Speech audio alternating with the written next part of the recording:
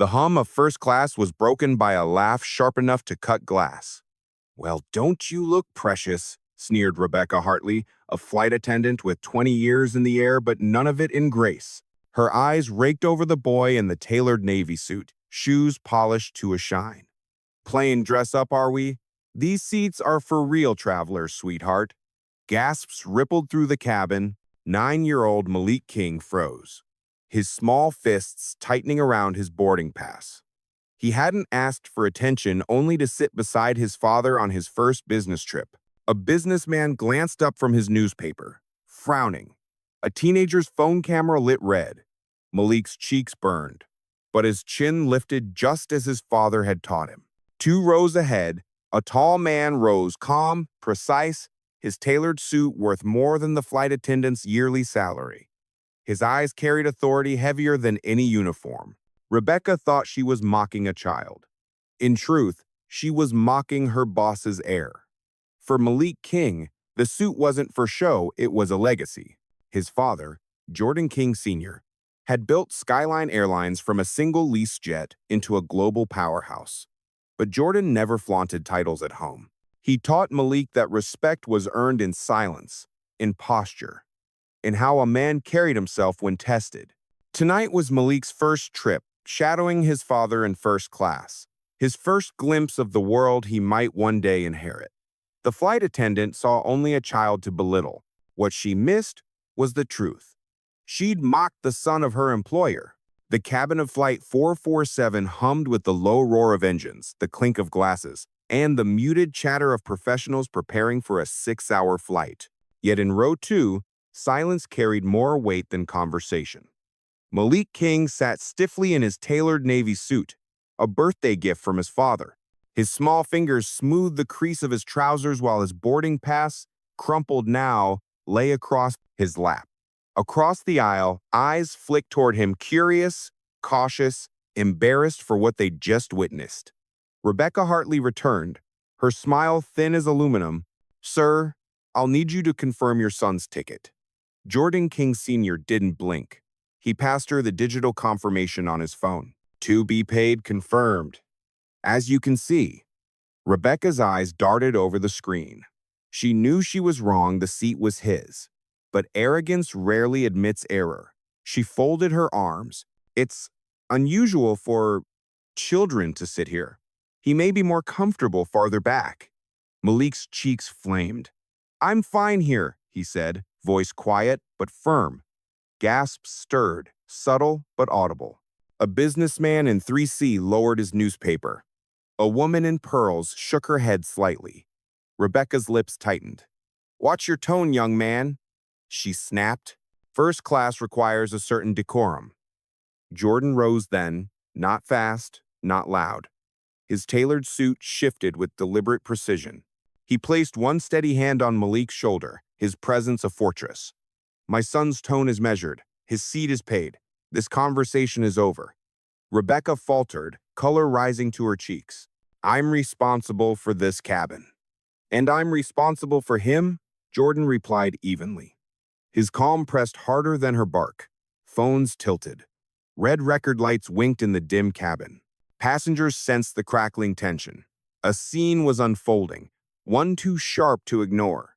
Rebecca retreated a step, but pride was a leash she couldn't drop. "If this becomes disruptive," she warned, "I'll have to escalate." Jordan's eyes were cold steel. "Do what you think best."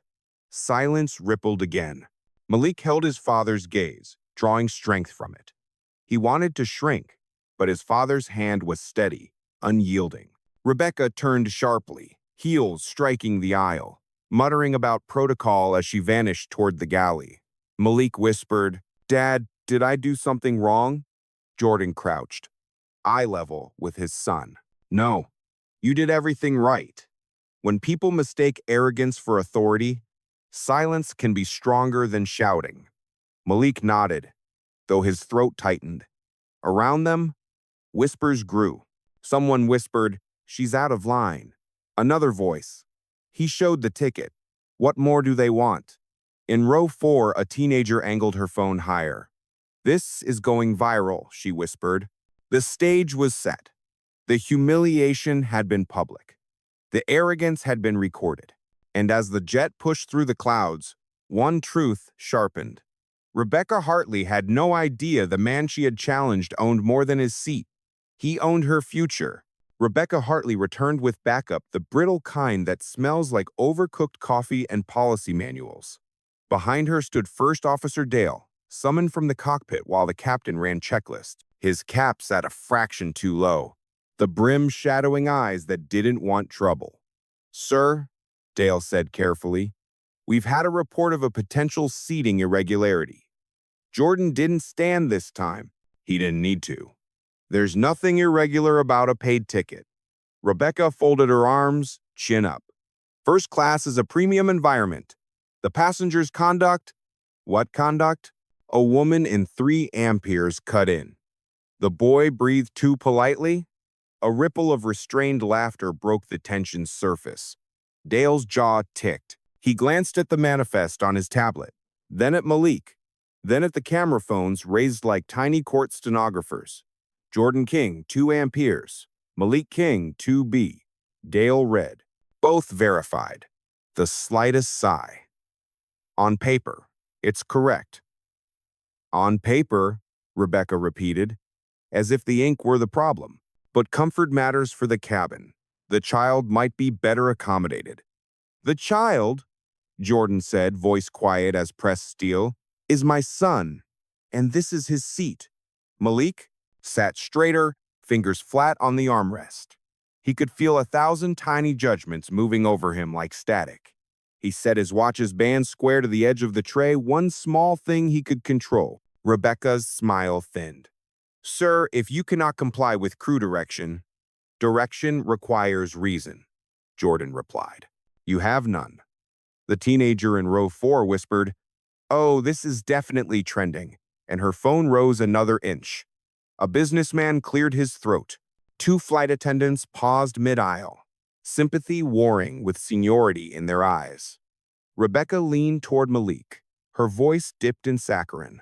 "Sweetheart, there's sparkling apple juice in the back. You'll love it." "Ma'am," Malik said, steady now, "I'm fine where I am." It was such a small sentence. It rang like a bell. Rebecca straightened, fluster cracking porcelain. "First officer, if passengers won't cooperate, we can't ensure a safe environment." Dale hesitated a beat too long. "Captain Rivera will want to weigh in." "Do," Jordan said. "Bring the highest authority you can find." Rebecca pivoted, heels clicking each step, a metronome counting down to her mistake. Dale followed, shoulders tight, the cabin's quiet turning viscous behind them. Jordan exhaled once, slow. He touched the folded linen at Malik's place setting, smoothing an imaginary crease. "How's your posture?" he murmured. "Better," Malik said. "My hands stopped shaking." "They'll start again," Jordan said gently. "Then stop. That's how storms work." From the galley, voices sharpened. Rebecca's clipped consonants, the measured cadence of another woman, Captain Rivera, whose command voice could park weather. When they emerged, Rivera's gaze swept the row with pilot's economy. One pass for facts, one for threats, one for truth. "Mr. King," Rivera said, "we've reviewed the manifest. Your seating is confirmed. For the comfort of all guests, we ask for calm." Captain Jordan replied, "We have calm. What we don't have is respect." Phones caught the line. A few passengers hummed assent. Rivera's eyes cut to Rebecca. "We do not reassign paid seats without cause." Rebecca flushed. "Cause is cabin cohesion." "Cause," Rivera said evenly, "is safety, not sensibility." The air pressure seemed to change. Something loosened, then tightened differently around Rebecca. She had reached for control and felt it slip like a wet glass. She doubled down. "If you won't enforce standards, Captain," she said too loudly, "I'll escalate to ground. We can deplane and reseat." Groans rolled the cabin. A man in 5C muttered, "We'll miss connections because you don't like a kid's suit." Rebecca's jaw clenched. "We have protocols." Jordan finally stood, slow as tide. He buttoned his jacket, the movement precise. "Then follow them." Start with the one about verifying facts before intimidation. Serena, quiet until now, touched Malik's shoulder. Breathe, baby, she murmured. Count to 7 on the inhale. Malik did. The numbers gave his heartbeat walls to bounce between. Rivera pinched the bridge of her nose. Pilot's fatigue meeting people fatigue. We are not deplaning, she said. We are not receding. Hartley, you will provide service per standard. If you can't, I'll reassign you for this leg. It should have ended there. But arrogance is an engine that hates idling. Rebecca's smile reappeared, all enamel. Certainly, Captain. She reached for the linen at Malik's tray, snapped it free, and let it flutter to the floor as if by accident. Apologies, she said, not apologizing. Little hands, big messes. The sound in Jordan's throat was not a growl, not a word, just a note that made nearby spines straighten. He crouched and replaced the linen himself, smooth and square. Thank you, Malik said, voice very small, very clear. Jordan rose and looked at Rebecca for a long, still second. You've made your point, he said. Now hear mine. You are recording a choice. And choices have owners. Rivera's patience snapped. Miss Hartley gaily. Now. Rebecca opened her mouth, closed it, then stalked away, heat radiating in her wake. Rivera faced Jordan. We will depart on schedule. If anything else happens, you have my assurance it will be addressed. You've already addressed it, Jordan said. Now we all wait to see how. The captain nodded once and retreated. A soft clatter from the galley metal on metal telegraphed that a supervisor call was already pinging the ground. The tension didn't vanish. It changed flavor. The cabin began to breathe. The teenager in row 4 whispered, 500,000 views. The businessman leaned across the aisle. Young man, he told Malik, that's a fine suit. Thank you, sir, Malik said, and his shoulders lowered the width of one breath. Jordan sat, checked the time, and opened a leather folio. He didn't touch the embossed card inside. He didn't need to yet. He only turned a page, wrote a date, and underlined it once.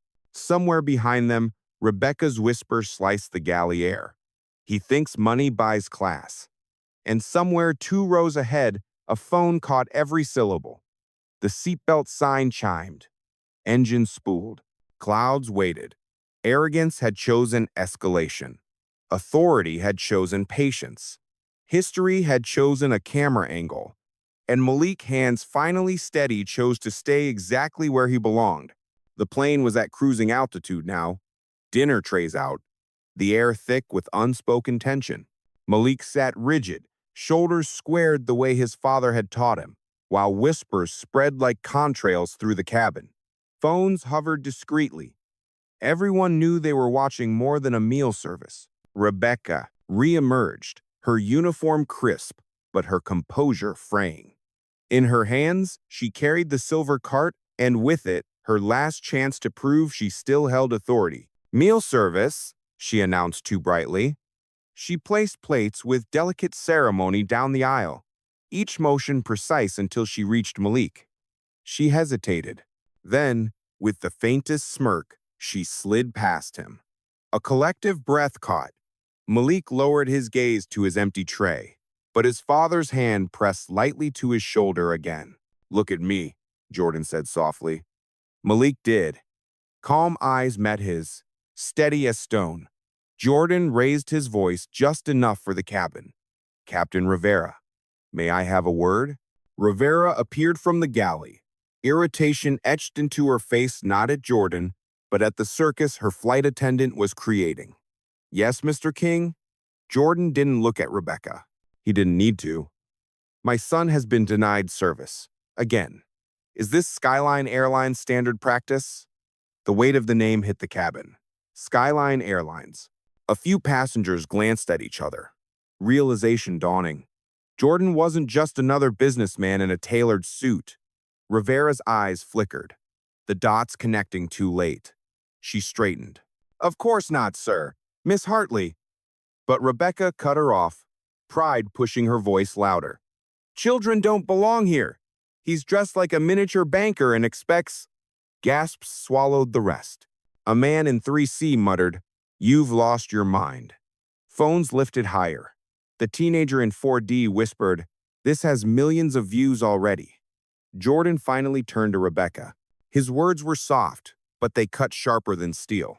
Children belong where their families place them, and employees belong where their conduct allows. Rebecca faltered, but arrogance dragged her forward. "If you don't like how I run this cabin, sir, you're welcome to file a complaint when we land." Jordan's silence stretched, heavy as gravity. Then, slowly, he reached into his folio. He didn't pull out a ticket. He didn't pull out cash. He placed a single embossed card on the tray in front of him. The nearest passengers leaned forward. The Skyline Airlines crest glinted under the cabin lights. Beneath it, Jordan King Sr., Chief Executive Officer. Rebecca's smirk dissolved. Rivera paled. The air itself seemed to stop humming. Jordan's voice was calm, even kind. "Miss Hartley, you've filed your complaint already. Every word, every action, witnessed and recorded. Consider this your final boarding." For the first time, Rebecca had no reply. Her throat worked, but the cabin had turned jury. Rivera cleared her voice, regaining control. "Mr. King, on behalf of Skyline Airlines, I extend our deepest apologies. Service will resume immediately." But Jordan shook his head gently. "The service is not the issue. The standard is." He placed a hand on Malik's shoulder again, not as protection, but as a signal. "Remember this, son. Power isn't in raising your voice. It's in knowing when the truth will raise itself." Phones captured the moment, a dozen red lights blinking. The humiliation was complete, not through shouting, but through revelation. Rebecca staggered toward the galley, her career collapsing with each step. Malik finally exhaled, his breath steady now. The boy in the Navy suit didn't shrink anymore. He sat tall, exactly where he belonged. The cabin, once tense, broke into quiet applause. And Jordan King Sr. closed his folio. The matter settled for now. For a long second after the card hit the light, nothing moved. The engine's soft thunder became the only sound in the world, as if the aircraft itself had inhaled and forgotten how to exhale. Then whispers rippled forward from the back like wind across tall grass. "CEO. Skyline." Oh my God, she mocked the CEO's kid. Captain Rivera was the first to reanimate. Her training snapped back like a rubber band. She took in the crest, the name, the titles she'd seen in quarterly town halls and glossy internal videos. Her voice found its flight level. "Mr. King, She stopped, recalibrating. "Jordan. Sir, I will correct this immediately." Jordan didn't gloat. He never even looked at the camera phones, though there were many. He only rested 2 fingers on the edge of Malik's tray, as if anchoring his son to the calm he carried. "The correction began when you walked down the aisle, Captain," he said evenly. "Now we document and complete it." Rivera nodded once, as if receiving vectors from ATC. "Understood." She turned to the nearest attendant, Tasha, young, eyes bright and stricken. "Miss Patel, resume full service for Rose 14. I'll handle the cockpit call." Tasha swallowed. "Yes, Captain." She set down a linen, a warm roll, a glass that glowed amber with sparkling cider, her hands gentle as apology. "For you, sir? For you, Malik?" She added an extra pat of butter and, unbidden, a smile that said, "I'm sorry you had to teach us this lesson." Rebecca hovered at the galley threshold, complexion the color of paper napkins. For the first time, she realized the cabin wasn't a stage, it was a witness box. Her jaw worked soundlessly. Rivera lifted the interphone and pressed a guarded code. "Flight deck cabin, Captain Rivera." A beat, then the first officer's voice buzzed through. "Go ahead. Advise dispatch we have a service-level incident involving executive leadership. Stand by for a SAT message to Ops and HR. We'll require station management at the gate and discreet security to debrief. No fanfare, no PA mentions." "Copy," Dale said, suddenly very awake. Rivera replaced the handset, then faced the jury of lenses. Ladies and gentlemen, she said, tone balance between authority and contrition. Skyline's standard is respect for every passenger in every cabin. We fell below that standard. We will make it right. Polite, surprised applause fluttered. The businessman in 3C leaned across the aisle to Malik. Young man, that suit is impeccable. The teenager in 4D rotated her phone from portrait to landscape, not to sensationalize, but to frame the moment Rivera owned the mistake. Jordan finally turned toward Rebecca. He didn't raise his voice, he lowered it, and somehow that carried farther. Miss Hartley, I won't decide your fate at 37,000 feet, but I will decide the process. Until we land, you're relieved to jump seat in the forward galley. No further guest contact. He slid a slim pen from his folio, uncapped it with a click that sounded like a verdict, and wrote a time in clean block digits at the top of a page. Captain? Rivera nodded once. Complies with safety. Miss Hartley, forward jump seat. Now please. Rebecca's mouth opened, closed, opened again. Sir, it wasn't he. The defense dissolved into vapor. She stepped back, clipped herself in, and stared at nothing. Only then did Jordan look at his son. You hungry? Malik hadn't realized until that moment how hollow his stomach felt. A little, he admitted, and it broke a few hearts within earshot. Tasha returned with a covered dish. She lifted the lid like a curtain. Steam floated up, carrying real warmth this time. Chicken or vegetarian, Mr. King? Malik glanced at his father. Vegetarian, please. The words were ordinary. They felt like a coronation. Rivera crouched to Malik's eye level, Captain's stripes level, with the small glint on his lapel. Young sir, she said, on behalf of my crew and my profession, I'm sorry. You belong in any seat your ticket assigns. That's not kindness. That's policy. Malik nodded, the knot between his shoulders unwinding by a finger's width. Thank you, Captain. Jordan tapped the folio closed and for the first time addressed the cabin. He didn't stand. He didn't need to. Ladies and gentlemen, I'm not making a spectacle. I'm making a record. If you captured anything tonight, send it to the address on this card. Our company learns fastest with the lights on. He placed a second card on his tray compliance at skylinair.com in minimalist type. A murmur of respect moved down the aisle. The teenager lowered her phone. I'll send it, she said, almost reverent. The businessman nodded. Serena exhaled, the tightness around her eyes softening. Somewhere behind them, someone whispered, That's how it's done. Rivera straightened. We'll be landing on time, she said to the room, then to Jordan. Upon arrival, station leadership will meet you at the door. If you prefer a quiet exit, we'll coordinate a jet bridge hold. Jordan shook his head. No back doors. We didn't hide the mistake. We won't hide the repair. He took a sip of water as if to mark the end of a chapter. Outside, the night was a velvet ocean, moonlight painting the engine's silver curve. Inside, the cabin exhaled. The twist wasn't that a flight attendant had mocked a boy in a suit. It was that a company's culture would be rewritten by the child who stayed seated and the father who refused to shout. Somewhere forward, the printer in the cockpit chattered out a thin ribbon of paper. A cars divided by note to ops, divided by CEO on board. Incident, initiate post, landing protocol Bravo. In the galley jump seat, Rebecca closed her eyes and finally felt the drop. The rest of the plane felt something else, the altitude of accountability. The moment the cabin saw the CEO's crest, the atmosphere shifted. What had begun as a petty confrontation transformed into a live tribunal with 35 jurors and a jury box full of phones. Every blink, every word was being etched into the internet's memory. Rebecca sat stiff in the forward jump seat, the hum of engines drowning out her heartbeat. She tried to swallow the truth, but it rose like bile. She had mocked the son of the man whose name was stitched into every Skyline uniform and embossed on every jet's plaque. Captain Rivera returned from the cockpit, her face pale but resolved. She crouched by Jordan's row and spoke low enough for passengers to lean in, recording every syllable. King, Ops has confirmed your message. When we land, corporate leadership will meet you at the gate.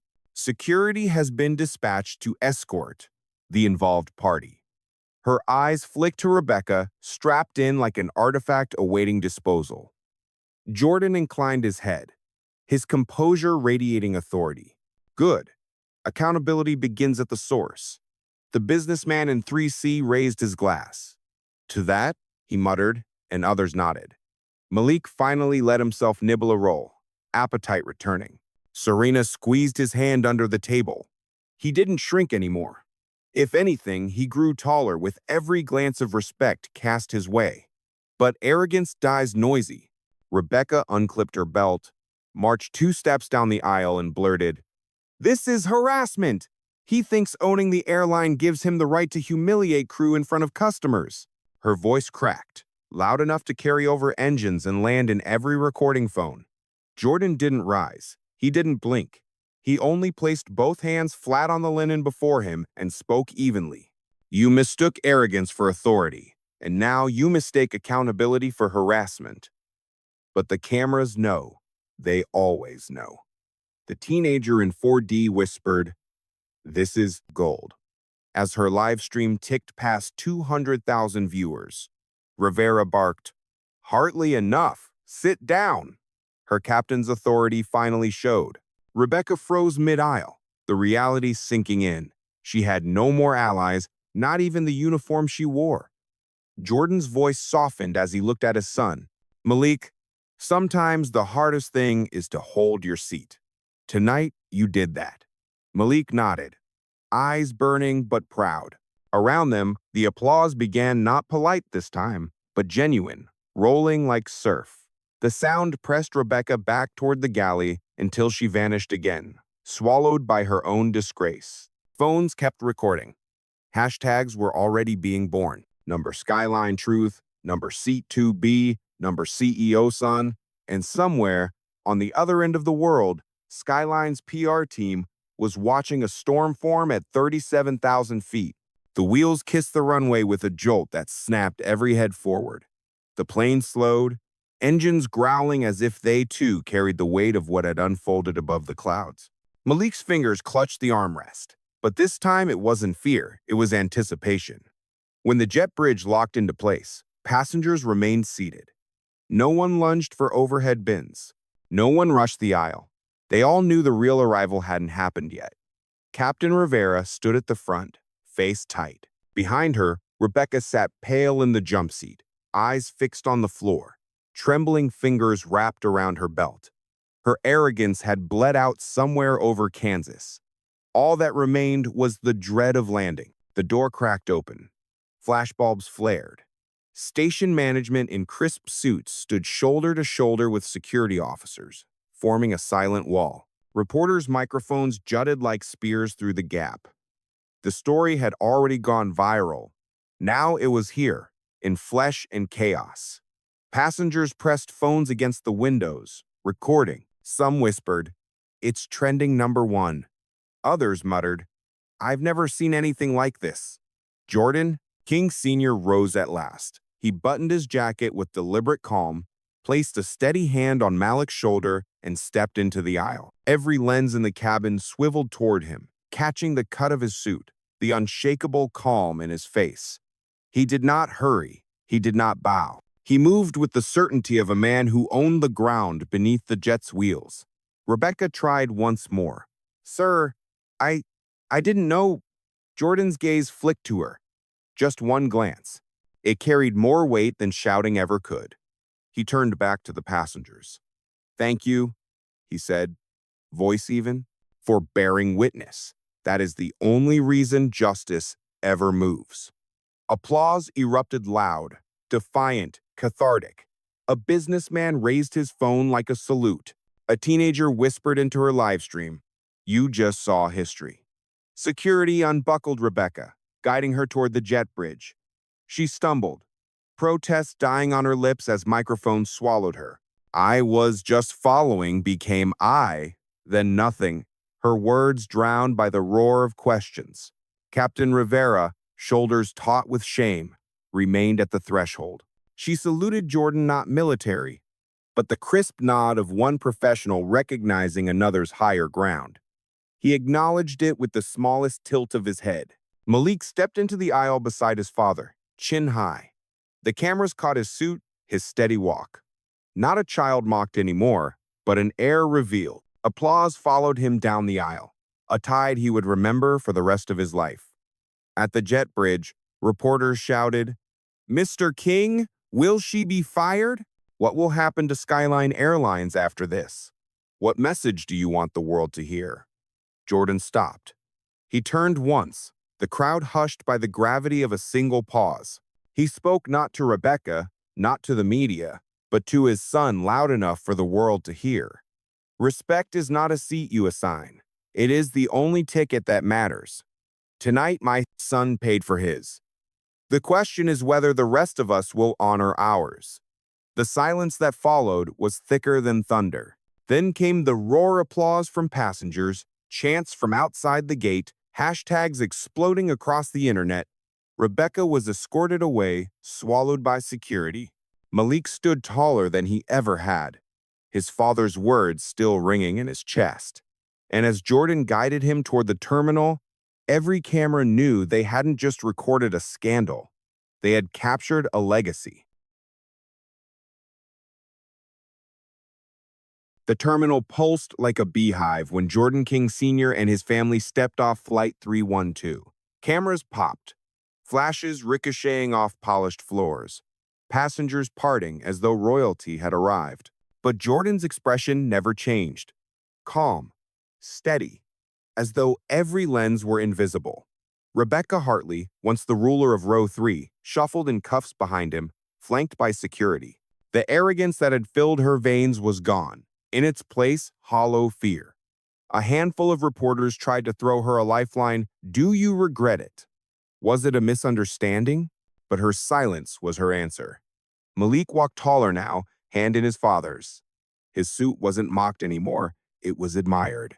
One child whispered to her mother, "I want to be brave like him." Another passenger murmured, "That's the real heir to Skyline." At the VIP lounge, Skyline's board members waited, suits wrinkled, ties crooked, faces pale with the panic of men who understood how quickly a corporation could crumble. The viral clips had already gone global. Skyline Truth trended #1. Investors were calling, politicians were weighing in. Every breath Jordan took would decide the company's future. "Sir, Mr. King," stammered Director Ellis, head of customer relations, "we're prepared to issue an apology, a press release. We'll assure the public this was an isolated." Jordan raised a hand. Silence fell. "An apology is a bandage," he said evenly. "What we need is surgery." The directors exchanged nervous glances. Jordan's voice sharpened, quiet but resonant. "Effective immediately, Rebecca Hartley is terminated. Captain Rivera will be suspended pending review." But this is not about scapegoats. This is about culture. He set his folio down on the conference table, sliding a document across. "From this day forward, every Skyline employee from gate agent to captain will undergo dignity and equity training. Not a seminar. A certification, fail it, and you don't fly." The room inhaled as one. It was radical, expensive, necessary. Ellis whispered, "That will cost millions." Jordan's gaze cut through him. "It will save billions, and more importantly, it will save our soul. Do you think my son will inherit an airline known for champagne service or one known for humiliation at 30,000 feet?" No one answered. The question wasn't for them. Across the lounge, Serena leaned close to Malik.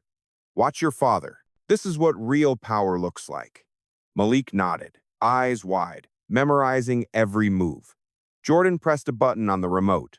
Screens lit up with live feeds of news anchors debating Skyline's fate, hashtags flooding across platforms, clips replayed in slow motion.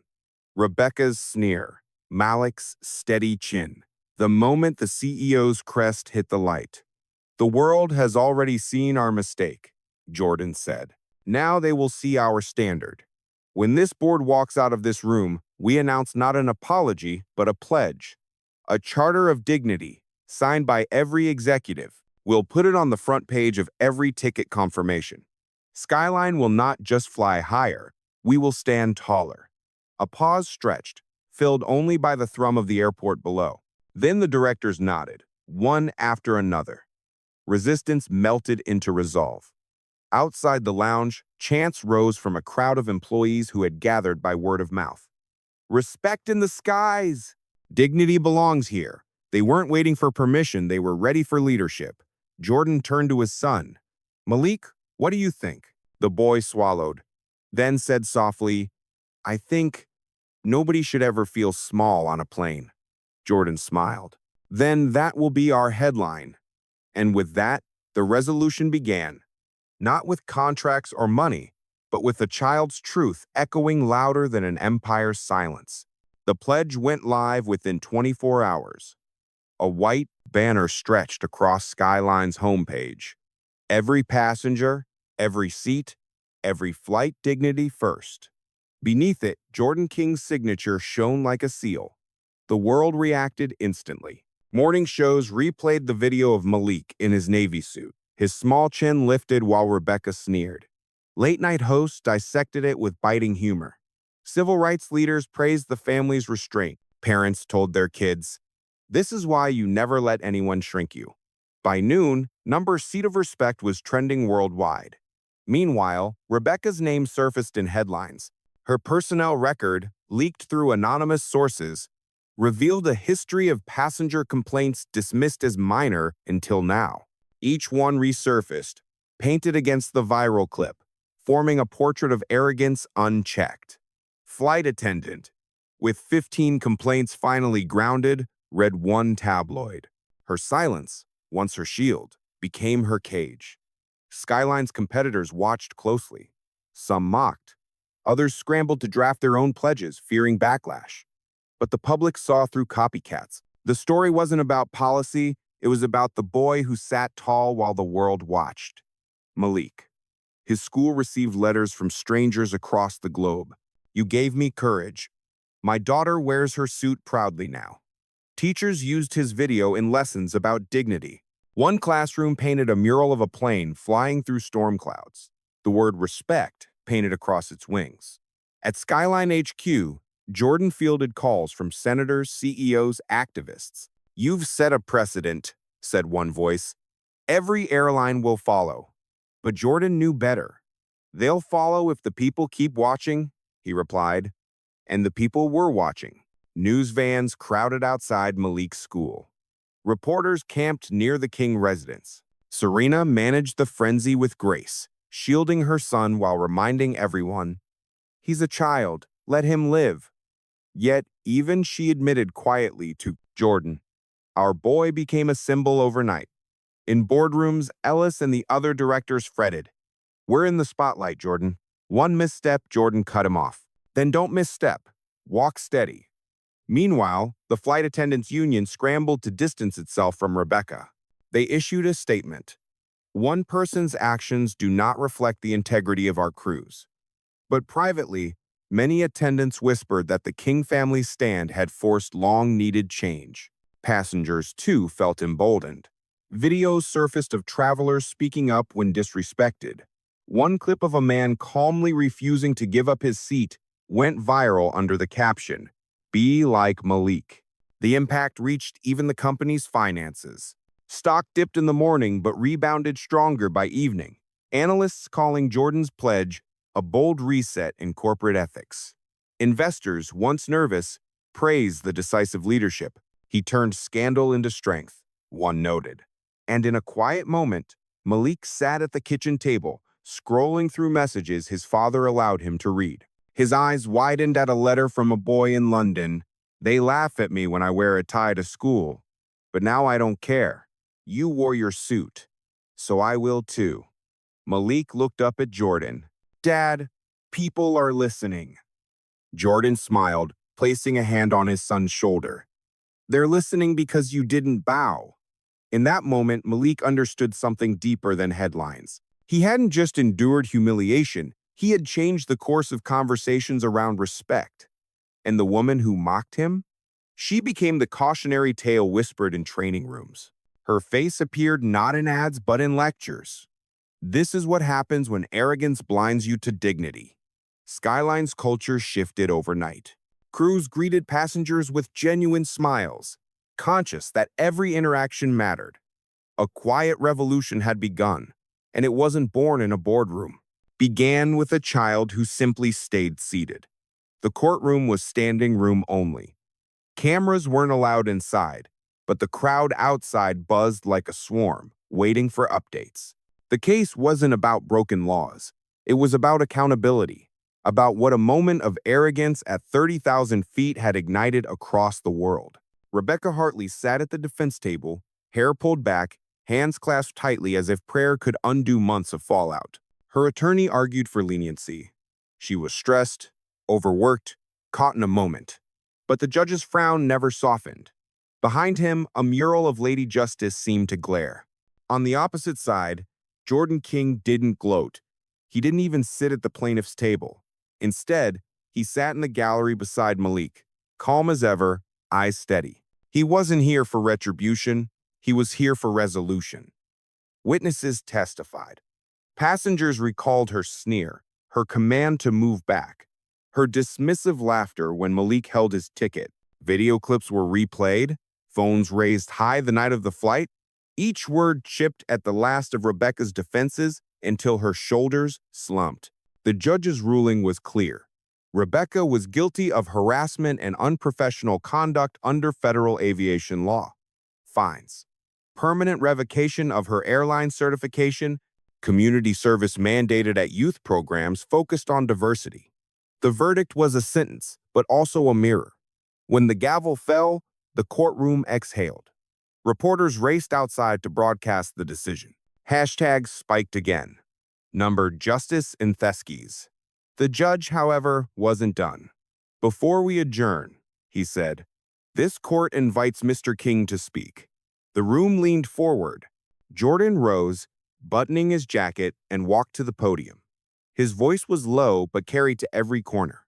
This was never about one woman. This was about what happens when arrogance blinds us to dignity. My son, a child in a suit, was mocked for daring to belong where he rightfully Saturday.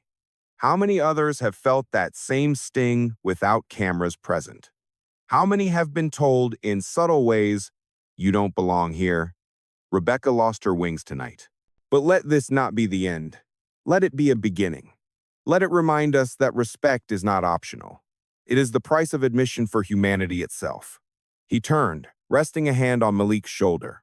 And to my son, I want you to remember this. You did not have to fight.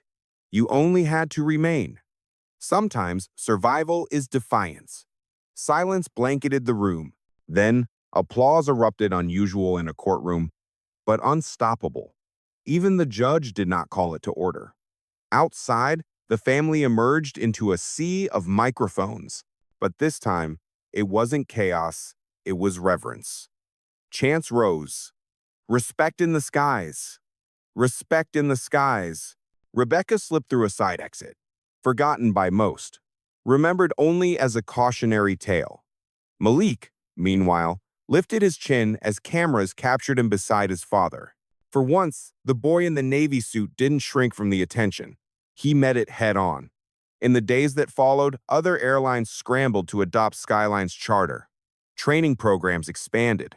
Schools used the case as a teaching moment. A scholarship in Malik's name was announced, funding opportunities for underrepresented youth in aviation. And at home, in the quiet of their kitchen, Malik whispered, "Dad, we won." Jordan smiled. "No, son, we taught." The cameras faded.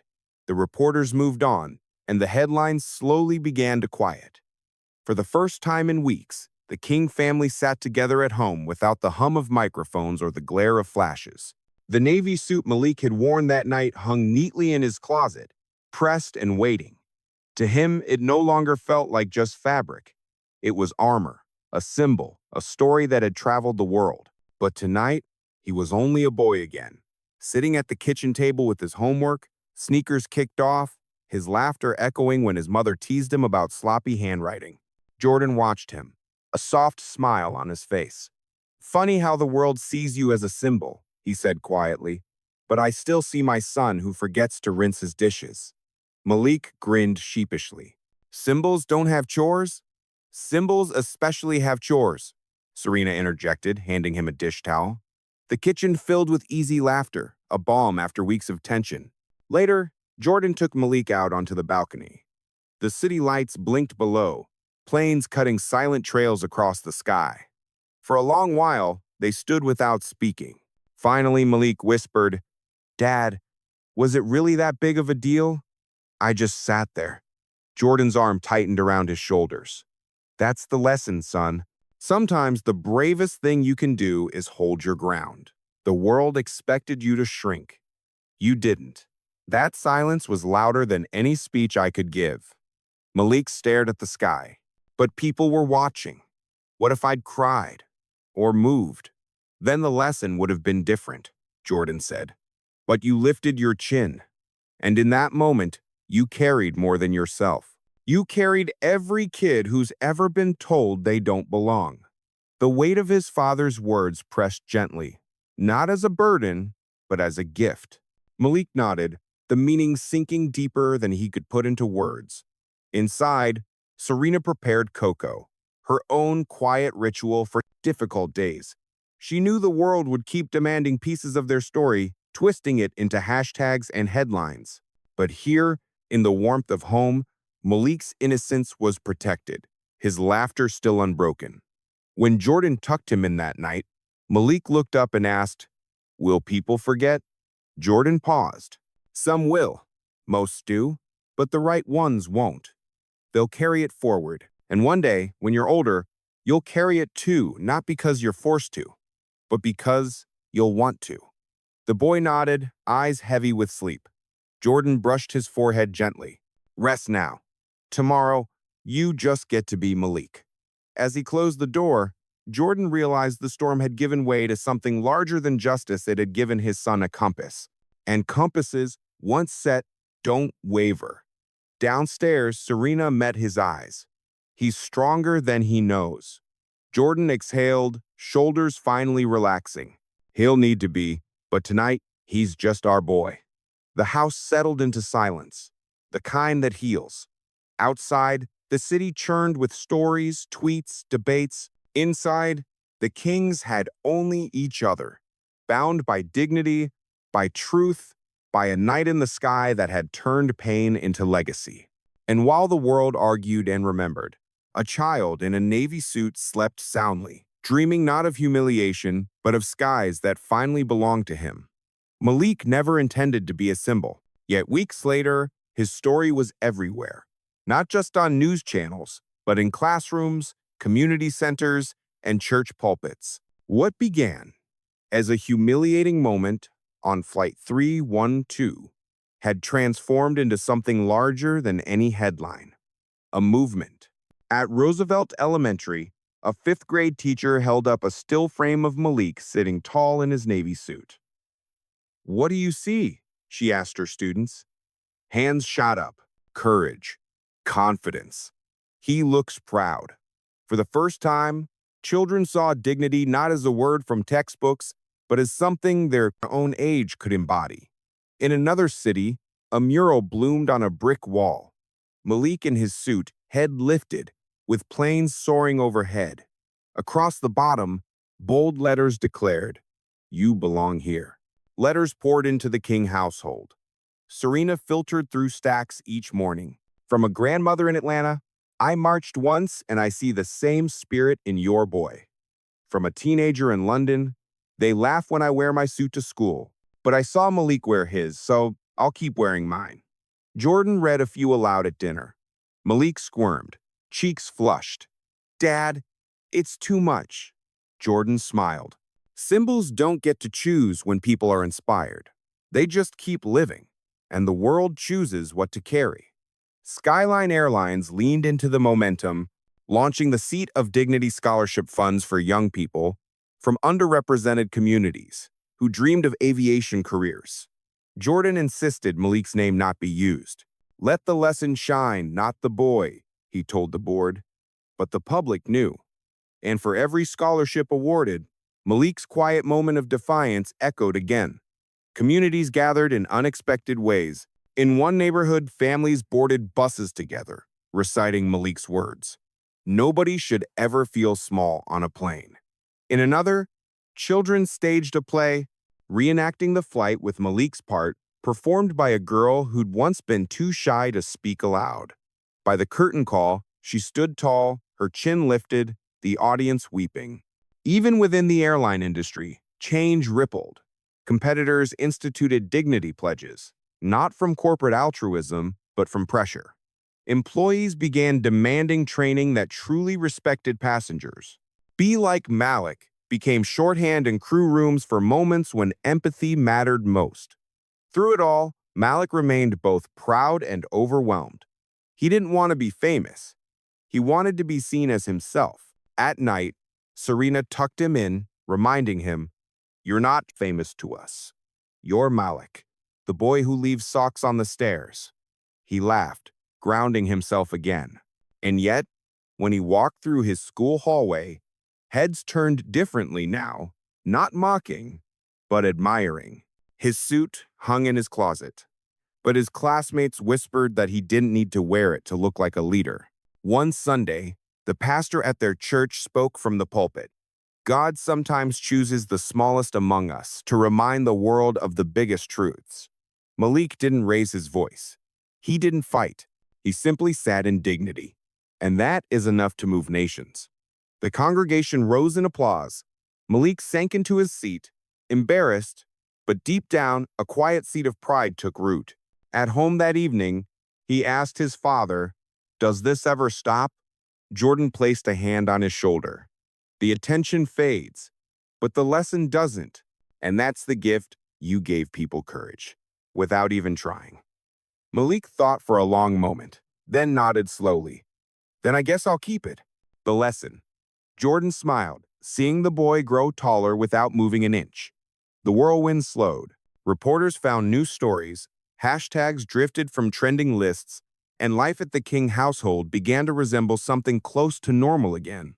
But the mark remained not as noise, but as a quiet, steady legacy. One spring afternoon, Malik and Jordan walked hand in hand through a small park near their home. The air was crisp. The smell of cut grass, carrying the laughter of children playing soccer. On a brick wall at the park's entrance, someone had painted a fresh mural. A boy in a navy suit, head tilted proudly toward the sky, with planes arcing above him in white streaks. Beneath it, the words read, "Sit tall, you belong." Malik stopped in his tracks. His eyes widened, not with pride, but with awe. "Dad, that's me." Jordan smiled. "That's bigger than you, son. That's what you represent."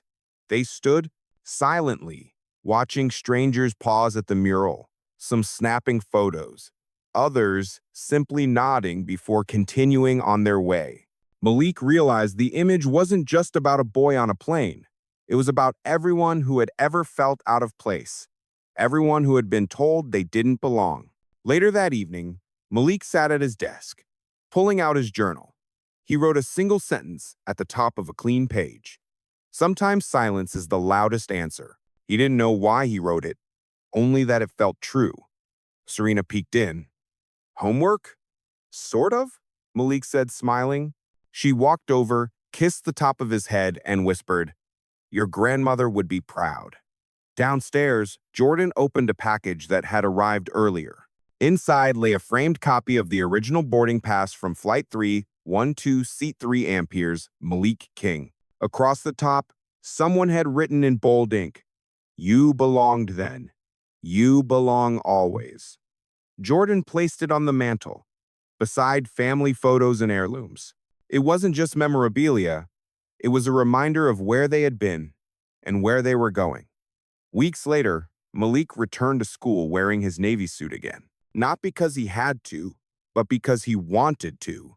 His classmates didn't laugh this time. Instead, one of them tugged at their own tie nervously and said, "Looks good, man."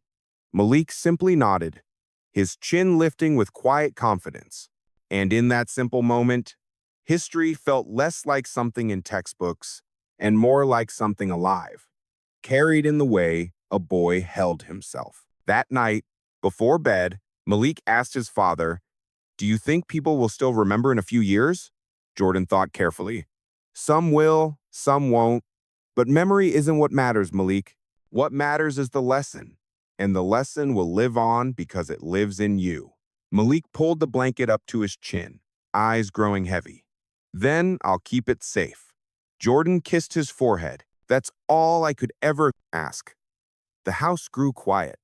Outside, a plane crossed the night sky, its red beacon flashing steady against the dark.